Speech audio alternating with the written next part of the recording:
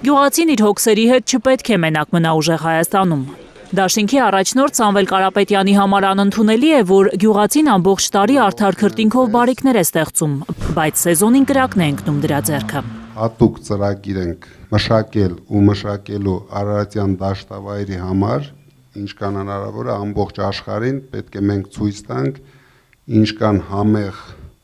մտերքներ կան, մրգեր կան Արարատյան դաշտավայրում։ Մենք ամեն ինչ անելու ենք, որ դուք ձեր արտադրանքը էժան չվաճառեք։ Անուշահամ ծիրանը, խաղողը, Արարատյան դաշտում հասունացող մեր մյուս բարիքները նաև վերամշակելու հնարավորություն պետք է ունենա գյուղացին, որ լավ գնով արտահանի բերքը, ասում է Կարապետյանը։ Արարատի մարզում, Արմավիրի մարզում շատ են աղքատները։ Դա ուղղակի ես համարում եմ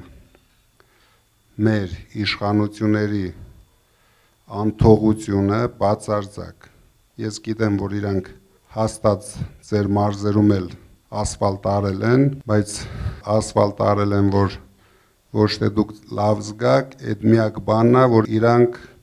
կարողացել են անեն։ Արագ անում են, իրենց գրդոնը անում են, հետո պարտքերը թողում են մեր երկրի վրա, մենք էլ, հետո մեր երեխաները ամեն օր դրա մասին պետք է մտածեն, պատասխան տան։ Հայաստանում ապրելը երազանք պետք է լինի, ասում է ուժեղ Հայաստան դաշինքի առաջնորդը։ Արարատ լեռանն այդքան մոտ Սուրբ Էջմիածնի օրհնությամբ ապրել է երջանկություն է։ Ինչքան շուտ մենք իմանանք ձեր խնդիրները, այնքան շուտ կմտածենք դրա մասին ու այդքան շուտ լուծումներ կգտնենք։ Դուք աշխարհի ամենաերջանիկ մարդիկ եք մի կողմից, որովհետև ամենամոտն եք կանգնած, ամեն օր նայում եք Արարատ լեռին, ամենամոտն եք մեր Սուրբ Էջմիածնին, դրա համար այդ կողմից իրոք ձեր բախտը բերել է։ Բայց ձեր բախտը չի բերել, որ ոչ ոք ձեր մասին չի մտածել այսքան ժամանակ։ 300,000 աշխատատեղ է խոստանում ստեղծել ուժեղ Հայաստանը, փոքր բիզնեսին ազատել հարկերից։ Իրենց երեխաները պետք է իմանան, որ մեծանալով չեն թողելու գնան երկիրը, այլ շարունակելու են իրենց ծնողների աշխատանքը։ Մինչև մենք չհասնենք դրան, մենք պետք է մոռանանք, որ